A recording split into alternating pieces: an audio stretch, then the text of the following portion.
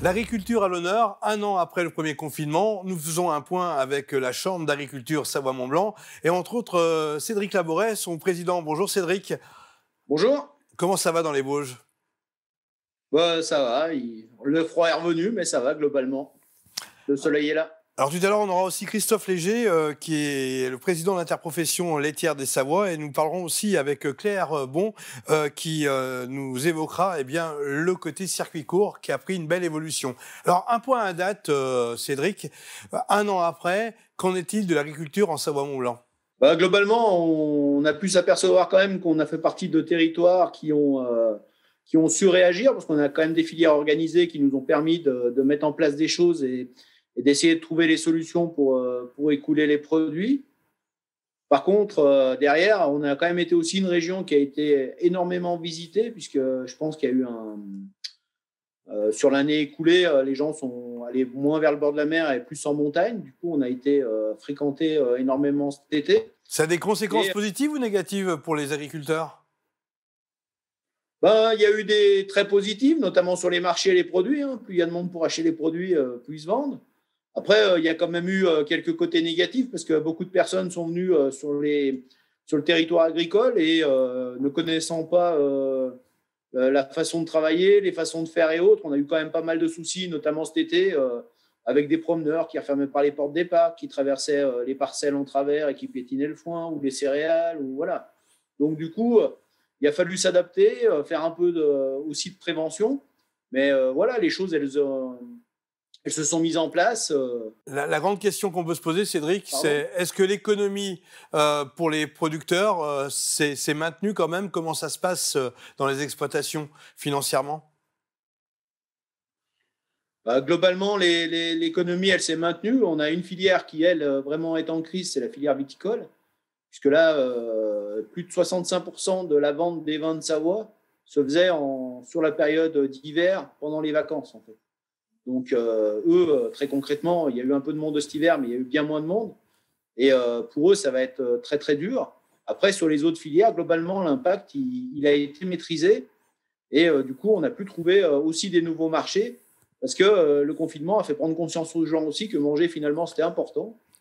Et du coup, les gens se sont réappropriés, je pense, leur alimentation et se sont retournés vers les produits sous signe de qualité. Et nos produits étant des produits sous signe de qualité, ça a relancé ça. Donc le circuit court a bien fonctionné. Alors Claire Bon, vous êtes référente dans l'action menée avec la grande distribution, parce que le circuit court, bien sûr, c'est évidemment les exploitations, mais c'est aussi le faire savoir à travers les rayons du quotidien des grandes et moyennes surfaces. Oui, bonjour. C'est vrai que du coup, le circuit de la grande distribution n'est pas forcément celui qui est privilégié et qu'on associe tout de suite au circuit court, je dirais. Mais pendant le premier confinement, comme il y a des producteurs qui ont été confrontés à une diminution de leurs débouchés parce que les marchés étaient fermés, parce que les gens pouvaient moins se déplacer. Et donc, du coup, nous, on a mené une action pour faire en sorte que les producteurs puissent vendre leurs produits dans les grandes surfaces qui étaient ouvertes à ce moment-là. Et vous avez eu un bon retour? Vous avez de bons impacts?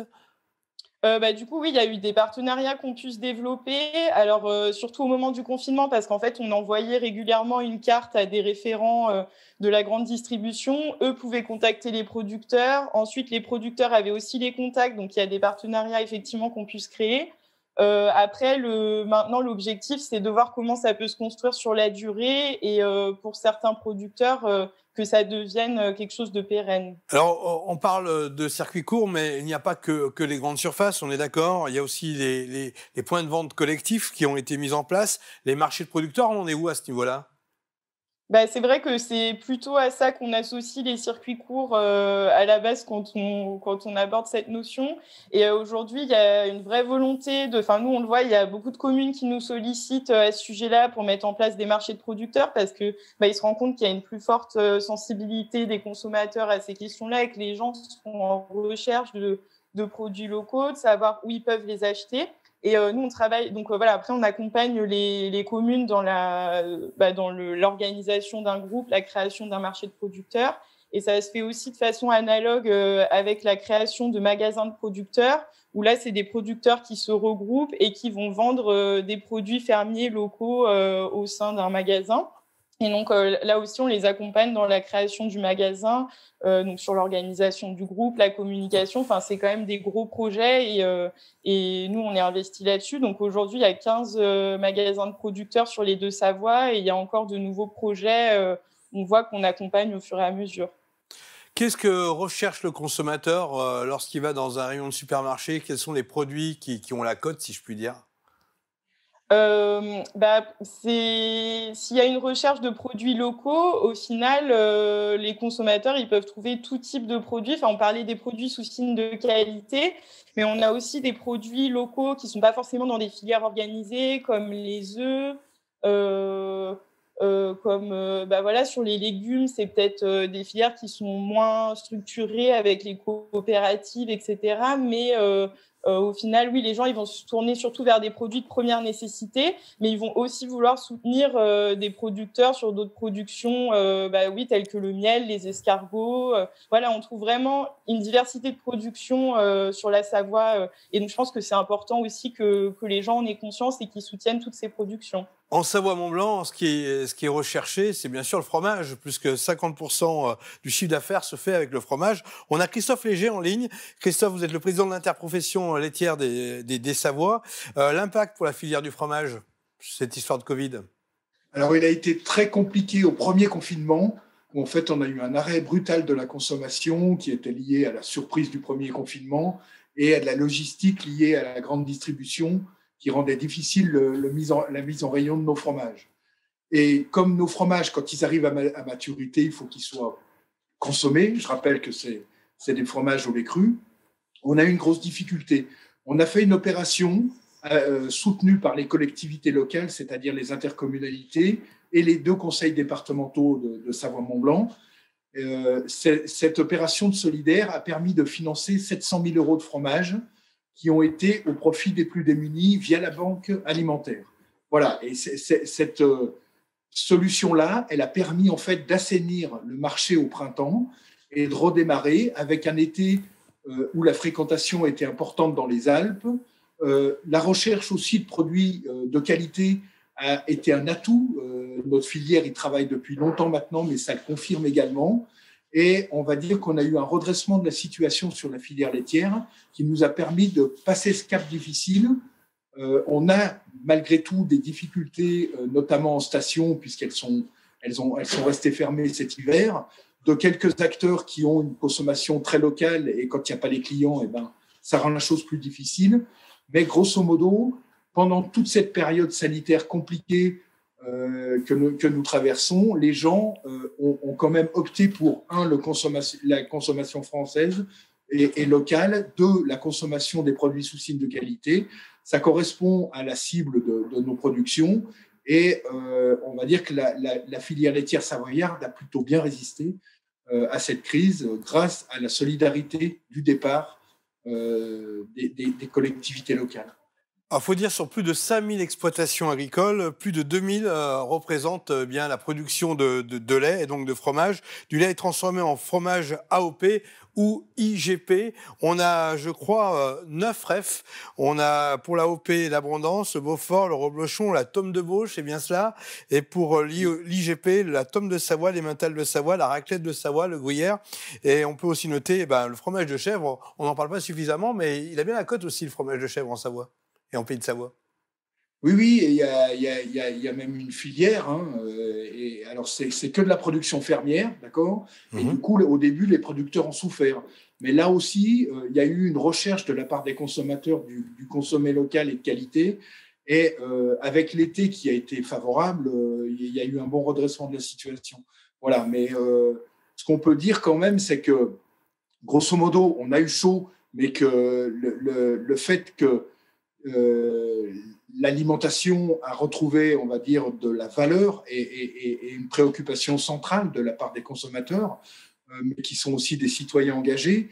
Et voilà, nous, on a à proposer sur les territoires savoyards des produits sous signe de qualité qui correspondent à une consommation, on va dire, qui est dans l'air du temps, qui est aussi un fait de société. Et c'est en permanence ce que l'on travaille, la recherche de la qualité, la recherche aussi via notre agriculture extensive, de fournir des paysages récréatifs aux gens qui vivent sur place ou qui viennent prendre des vacances.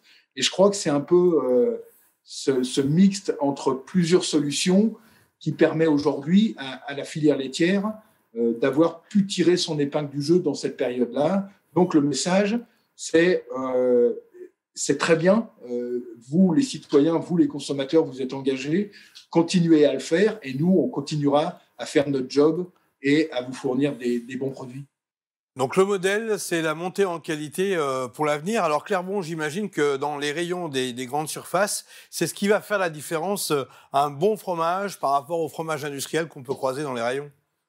Bah, bien sûr, et c'est aussi la façon dont il est mis en avant. Donc c'est un vrai enjeu que les produits soient mis en avant, qu'il y ait une vraie communication sur le fait que ça soit un produit local et que ça puisse justifier un prix, que la personne puisse mieux reconnaître le produit en rayon. Mais après, il y a aussi toute la consommation qui se fait au niveau des magasins à la ferme, des magasins de producteurs, comme on en parlait. Et c'est vrai que, je rebondis un peu du coup sur les fromages. On a vu que sur des exploitations en chèvre, en brebis par exemple, qui avaient peut-être du stock au moment du premier confinement et qui ont dû faire des reports de production sur des fromages qui se conservent mieux. Au final, pendant l'été, il y a eu une forte fréquentation touristique et ça a permis que, toute la production puisse être écoulée. Et donc, c'est vraiment assez positif au final sur ce que ça a pu amener sur la sensibilité des consommateurs. Mais il faut continuer à communiquer aussi bien en grande surface, aussi bien sur les autres circuits de commercialisation. Christophe, Claire, merci. On va retrouver Cédric Laboret. Cédric, l'année Covid a été compliquée. Il faut quand même préciser que le salariat dans l'agriculture, c'est quasiment 20 000 emplois en Savoie-Mont-Blanc. Qu'en est-il? Est-ce qu'il y a eu de la casse? Non, parce qu'en fait, l'emploi, il a été forcément maintenu. Nous, on travaille tous avec du vivant. Donc, quand on travaille avec du vivant, Covid ou pas, on est obligé de faire tout ce qui est mise en culture, suivre les animaux, faire tout le travail qu'il y a à faire dans les champs. Et en fait, on a un vrai besoin de main-d'œuvre en agriculture. Et du coup, ce besoin de main-d'œuvre, il faut absolument y répondre, quoi. Donc, on n'a pas vraiment le choix là-dessus. Donc, on a maintenu l'emploi, on en a même sûrement créé, je pense. Et du coup, on a tout ce travail-là, il s'est fait. En plus, il y a sûrement des choses qui se sont développées. On a vu, par exemple, des exploitations qui ont développé des magasins pendant le premier confinement, en se disant peut-être que ça allait être juste et qu'ils ne savaient pas trop s'ils allaient pouvoir le maintenir. Et en fait, ils ont pu le maintenir. Et du coup, souvent, ceux-là, ils ont des fois embauché pour faire de la vente ou autre. Et du coup, tout ça cumulé fait qu'on a plutôt créé de l'emploi pendant le confinement qu'on en a perdu, je pense. Alors bien sûr, on a parlé de l'alimentaire. Pommes et poires sont toujours très très cotés en Pays de Savoie. On a parlé du vin. On aura l'occasion d'y revenir avec la filière sur Savoie News. Moi, j'aimerais qu'on parle aussi de la production végétale parce qu'on a été l'année dernière, chez les horticulteurs, on voyait qu'à un moment, ça a été vraiment la crise, parce que du coup, les arbres n'étaient pas, ou les arbustes n'étaient pas vendus, et ça a été un moment très très délicat. Qu'en est-il à ce jour? C'est pareil, la filière, elle a su s'adapter. En effet, c'est la forte volonté des habitants de vouloir jardiner, même dans un petit pot de fleurs sur le balcon, mais du coup... je pense que pendant ce premier confinement, tout le monde a eu envie de faire un peu quelque chose de ses mains et du coup, ça leur a permis de se réorienter. Et c'est pareil, ils ont fait des efforts de production et d'orientation hyper importants en fait. Parce que quand le premier confinement est arrivé, ils avaient déjà lancé des productions. Ces productions, malheureusement, elles ont été perdues. Ils ont dû rebondir assez vite parce que quand vous achetez un plant chez un horticulteur ou chez un pépiniériste, mais ce plant, il peut avoir plusieurs semaines, plusieurs mois, voilà. Donc, en fait, dès le départ, ils sont très, très vite réorientés et ils ont fait en sorte d'être capables d'avoir les produits qu'il fallait au moment où il fallait. Et du coup, grâce à ce travail-là, ils ont pu relancer leur économie aussi, quoi. On parle un peu des forêts, puisqu'on a quand même 390 000 hectares, je crois, soit 37% de la surface des deux départements en forêt. Là aussi, ça a causé problème? Le travail en forêt, il s'est maintenu. C'est quand même moins difficile d'avoir la distanciation sociale en forêt qu'ailleurs. Donc, du coup, On est d'accord. ça a permis, Après, on a une filière qui a ses propres problématiques. Hein. Aujourd'hui, elle a notamment un virus fort. C'est pas un virus, c'est un insecte. Mais du coup, les forêts, notamment d'épicéa, entre le changement climatique et cet insecte, sont plutôt malades.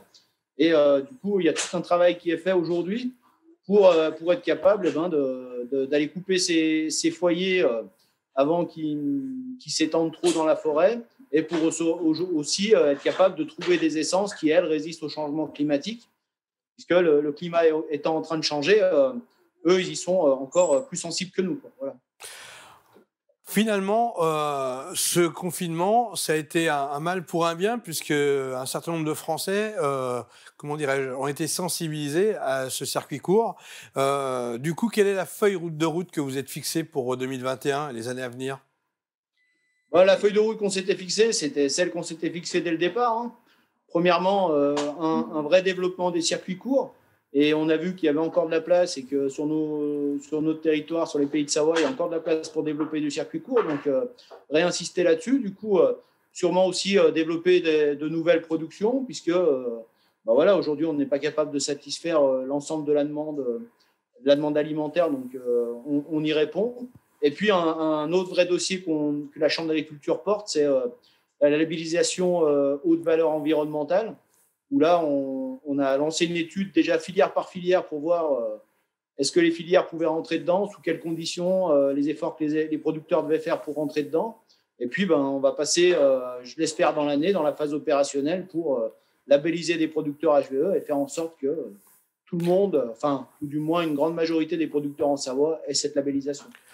Le bio en Savoie progresse toujours? Oui, le bio progresse. Hein, là-dessus, on a toujours des conversions qui se font tout au long de l'année. On accompagne ces conversions. Voilà, aujourd'hui, c'est un marché qui progresse aussi. Donc, de toute façon, on a une vraie culture de produits de qualité. Donc, il faut absolument continuer à travailler sur cette vraie culture de produits sous signe de qualité. Et puis, surtout, un vrai challenge pour demain, hein, c'est lancer l'installation et relancer l'installation pour être capable de renouveler nos générations d'agriculteurs. Hein. La moitié des agriculteurs vont partir à la retraite dans les 10 ans qui arrivent, donc on a un vrai c'est le vrai problème. C'est le vrai problème de la filière, finalement.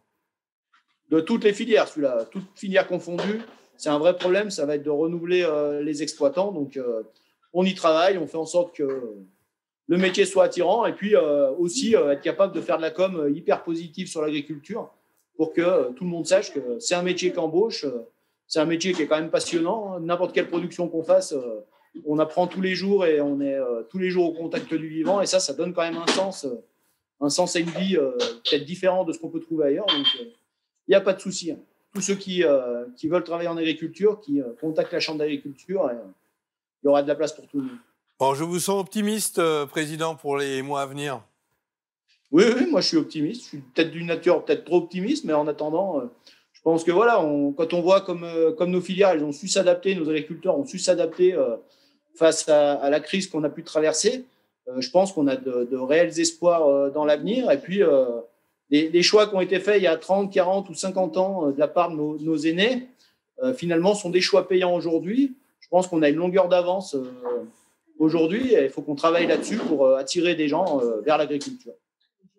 Merci Cédric, merci à Christophe et merci à Claire pour ce point à date. Bonne continuation sur Savoie News. On est toujours ouvert à une discussion et à quelques reportages. À bientôt sur le terrain. Merci, bonne journée. Merci.